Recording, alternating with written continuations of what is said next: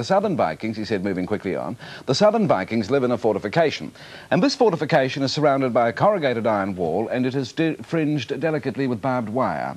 And at the weekend, they had another run-in with the Lord of the Vikings. One of their number clobbered a policewoman. Brave boys.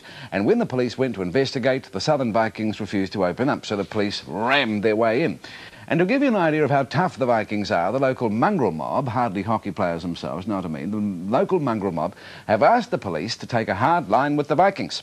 And the mob says if the police don't act, they'll do the job themselves. They'll bring the Vikings into line themselves. Thorny issue.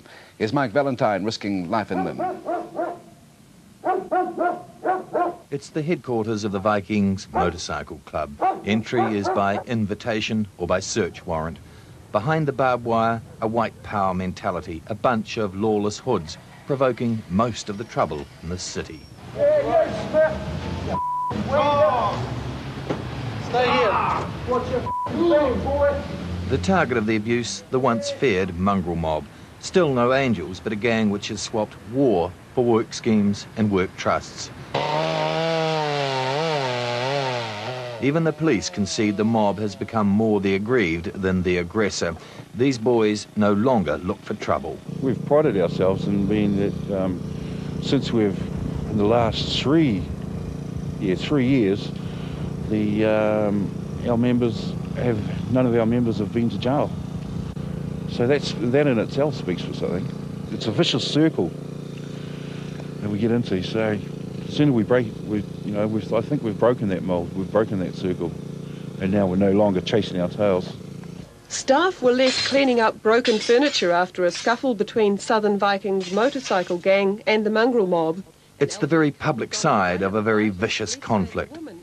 It's a conflict which in part is being fought in the streets. Yesterday, 2 Southern Viking motorbikes were rammed, and police are treating today's attack as retaliation for that. But behind the scenes, it's even more serious. We realise that it is serious, and I think the gangs themselves realise that it is serious.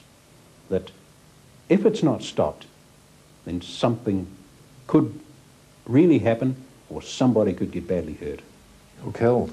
Or killed. His name is Harry Tam, a Mongrel Mob member who's come close to being killed. We're not particularly concerned about ourselves. I think when it comes to our families and our women, that I suppose, we would have some concerns. In gang talk, it's called being staunch. But the fact is, in the last few months, Tam himself has been grazed by a bullet in a drive-by shooting. 3 other mob vehicles have been blasted in similar style. The gang headquarters has been shot at in broad daylight. There have been stabbings and attempted murder, all linked to the Vikings in this town. Normally you expect fairly severe retaliation from the Mongrel Mob, and we've seen it in many places, Wairoa included. Why isn't that happening here? Well, like I said before, we don't see ourselves in a state of war. We claim our rights like everybody else, the right to defend ourselves. If we're under attack, we'll defend ourselves. And when they have attacked us, they have done very well. A case in point, the mob shows the first signs of retaliation after a Maori associate was attacked by the Vikings in the street.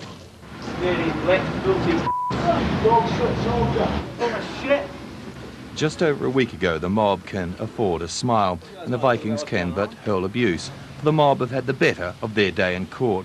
In the corridor, they've thumped a Viking, and outside they stole a gang car and torched it. A case of taking the law into their own hands.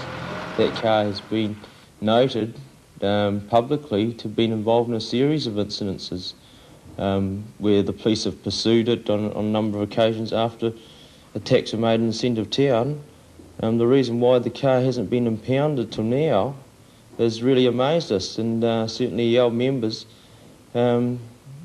basically have had a guts full. They saw that as the very vehicle that assisted certain acts of violence to be carried out on people in general.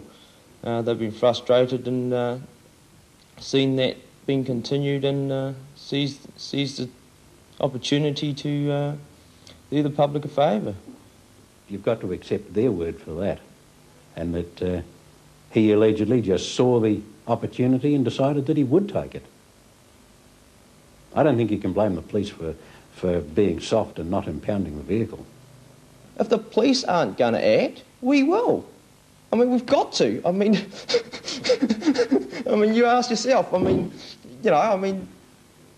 there's obviously a breakdown of law and order in this town and somebody's not doing anything about it. And it happens to affect people that we know. A recent police raid on the Vikings headquarters, it nets an armoury of weapons, not to mention drugs. But the raids are rare. The police are taking a softly approach.